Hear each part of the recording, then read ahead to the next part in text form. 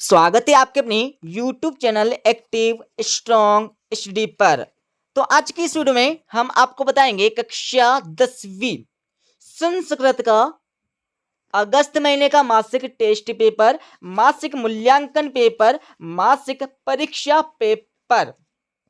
ये हमारा बिल्कुल रियल वाला टेस्ट पेपर है। आपको इस टेस्ट पेपर का फुल सॉल्यूशन इसी वीडियो में मिलने वाला है। इस टेस्ट पेपर का पूर्णांक 20 अंकों का होने वाला है। समय 1 घंटे और इस टेस्ट पेपर में कुल 5 प्रश्न पूछे जाने वाले हैं। तो पहला प्रश्न देख लीजिएगा। पहले प्रश्न में क्या पूछा हमारा, उचितम विकल्पम चित्वा लिखत।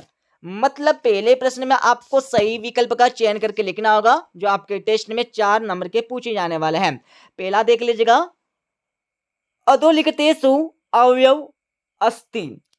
तो निम्नलिखित में से अवयव कौन सा है यह आपको बताना होगा। तो इसका आंसर आप सभी लगा लीजिएगा। तो पहले में आपको राइट आंसर स वाला कुत्र आपको लिखना है। दूसरा देख लीजिएगा, अधोलिखितेषु अवयव न अस्ति। तो निम्नलिखित में से अवयव कौन सा नहीं है यह आपको बताना होगा। तो दूसरे का आंसर आप सभी लगा लीजिएगा। दूसरे में आपको लिखना होगा स वाला फलम।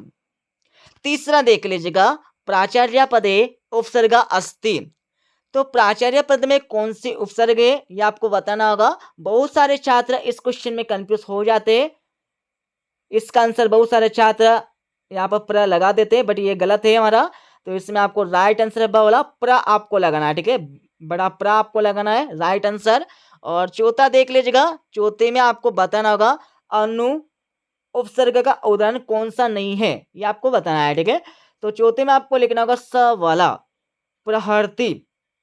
दूसरा प्रश्न देख लीजिएगा, जिसमें क्या करना, आपको रिक्त स्थानों की पूर्ति करके लिखना होगा, जो आपके टेस्ट में 4 नंबर के पूछे जाने वाले हैं। पहला आपका देख लीजिएगा, वृषभ खालिस्तान पपात। तो इसमें आपको लिखना होगा क्षेत्र।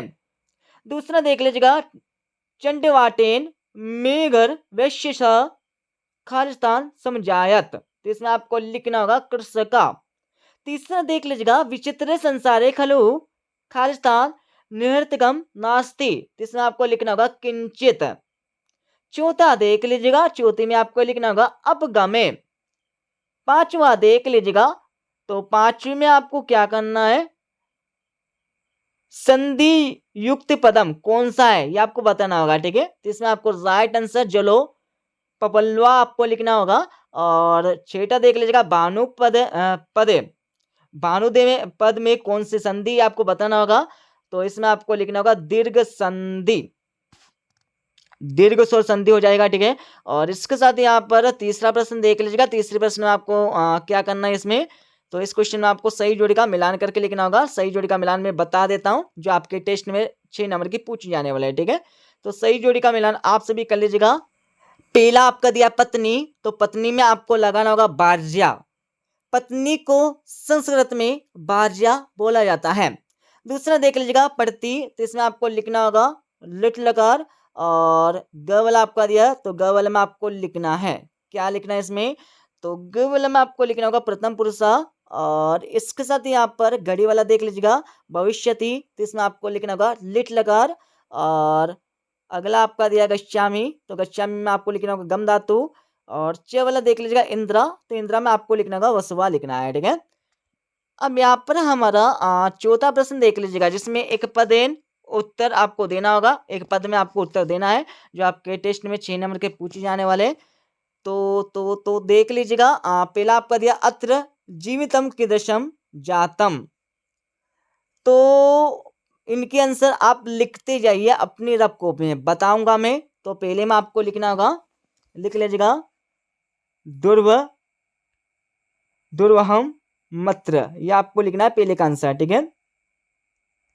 वापस से लिख लीजिएगा, ठीक है, थोड़ी गलती हो गई। इसमें आपको लिखना होगा दुर्वहमत्र, यह आपको लिखना होगा यहाँ पर पहले का आंसर। और दूसरा देख लीजिएगा, दूसरे में क्या पूछा है, क्रीडितुम इतिस्मिन् पदे प्रत्यय अस्ति। तो क्रीडितुम में कौन सा प्रत्यय आपको बताना होगा। दूसरे का आंसर आप सभी लगा लीजिएगा। दूसरे में आपको लिखना होगा तुमोन प्रत्यय, क्या लिखना है, तुमोन प्रत्यय आपको लिख देना है, ठीक है, दूसरे का आंसर। और तीसरा देख लीजिएगा टाप इत्यस्मिन् प्रत्ययस्य उदाहरणम अस्ति। तो आपको क्या करना है, टा प्रत्यय का एक उदाहरण देना होगा। तो तीसरे का आंसर आप सभी लगा लीजिएगा। तीसरे में आपको लिखना होगा बाला, बाला आपको लिख देना है, ठीक है। और चौथा देख लीजिएगा, पठित्वा इत्यस्मिन् पदे प्रत्यय अस्ति। तो पठित्वा में कौन सा प्रत्यय है ये आपको बताना होगा। तो इसका आंसर आप लगा लीजिएगा। इसमें आपको लिखना होगा कृत्वा प्रत्यय। और पांचवा देख लीजिएगा, वृषवा कुत्र पापात। तो इसमें आपको लिखना है, क्या लिखना है, पांचवे में क्षेत्र आपको लिखना है, ठीक है। और छठा देख लीजिएगा, केन संबंधनेन वाल्मीका लवकुशयो गुरु। तो इसमें आपको लिखना होगा, छठे में लिख लीजिएगा पूरा इस प्रकार से आपको लिखना होगा, उपनय नो पदेशन, ये आपको लिखना है, ठीक है। लिख लीजिएगा अपने लैपटॉप में। और पांचवें प्रश्न में आपको शुद्ध अथवा मतलब सत्य असत बताना होगा। शुद्ध वाक्य के समक्ष आपको आम लिखना है, अशुद्ध वाक्य के समक्ष आपको ना लिखना है। कुल मिलाकर आपको सत्य असत्य बताना है, बट आपको संस्कृत में आम और ना लिखना है, ठीक है। शुद्ध वाक्य के समक्ष आपको आम लिखना होगा, जो हमने आपको पहले बताया है, और अशुद्ध वाक्य के समक्ष आपको ना लिखना है। देख लीजिएगा, पहला आपका दिया है अनुगच्छति इत्यस्मिन् पदे अनु उपसर्ग न अस्ति। तो पहला लगा लीजिएगा, पहला आपको हो जाएगा ना, मतलब असत्य। दूसरा आपका दिया, तो दूसरा आप लगा लीजिएगा, हमारा ये भी हमारा ना हो जाएगा, ठीक है।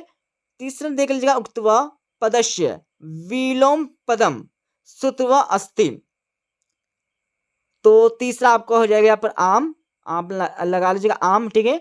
और चौथा आपका दिया है, तो चौथा आप सभी लगा लीजिएगा, इसमें हमारा आ जाएगा आम। चौथे के बाद आपका पांचवा दिया है प्राचार्य पदे प्र उपसर्ग अस्ति। तो बिल्कुल नहीं है, ना हो जाएगा, ठीक है। और छठा आपका दिया है हृदय ग्राही स्पर्श इत्यस्त्र स्पर्श विशेष पदम अस्ति। तो बिल्कुल है, हमारा आम हो जाएगा, ठीक है। ये भी हमारा आम हो जाएगा। लिख लीजिएगा अपने लैपटॉप में। छठा प्रश्न देख लीजिएगा, इनके आंसर आपको देना होगा, ठीक है। और ये आपके टेस्ट में 2-2 नंबर के पूछे जाने वाले हैं। तो इनके आंसर आपको बता देंगे, क्योंकि इनके आंसर थोड़े यहाँ पर लंबे, ठीक है, लॉन्ग है, तो इनके आंसर आपको बता देंगे। अब यहाँ पर 7वां प्रश्न देख लीजिएगा, जो आपके टेस्ट में 2 नंबर के पूछे जाने वाले हैं, तो इनके आंसर भी आपको बता देंगे। अब मैं इस टेस्ट पेपर का फुल सॉल्यूशन बता देता हूँ, ठीक है। अब आप सभी इस टेस्ट पेपर का full solution step by step देख लीजिएगा। जैसे कि हमारा पहला प्रश्न पूछा गया था, तो इनके आंसर आपको पहले बता दिया था, बट आप और देख लीजिएगा। और दूसरे प्रश्न का आंसर आप सभी को यहाँ पर दिया हुआ है। दूसरे के बाद आप सभी को यहाँ पर तीसरे प्रश्न का आंसर दिया है। तीसरे के बाद आप सभी को यहाँ पर चौथे प्रश्न का आंसर दिया है, ठीक है, देख लीजिएगा। चौथे के बाद आप सभी को हमारा 5वें प्रश्न का आंसर मिल जाएगा। 5वें के बाद आप सभी को हमारा छठे प्रश्न का आंसर दिया है, ठीक है। छठे के बाद आप सभी को यहाँ पर हमारा 7वें प्रश्न का आंसर दिया है। पूरा देख लीजिएगा। 7वें के बाद आपको मिल जाएगा हमारा 7वें के बाद आगे आपको आंसर नहीं मिलेगा, क्योंकि हमारे 7 क्वेश्चन ही पूछे गए थे और 7 के आंसर आपको बता दिए हैं, ठीक है। मिलते अगले वीडियो में।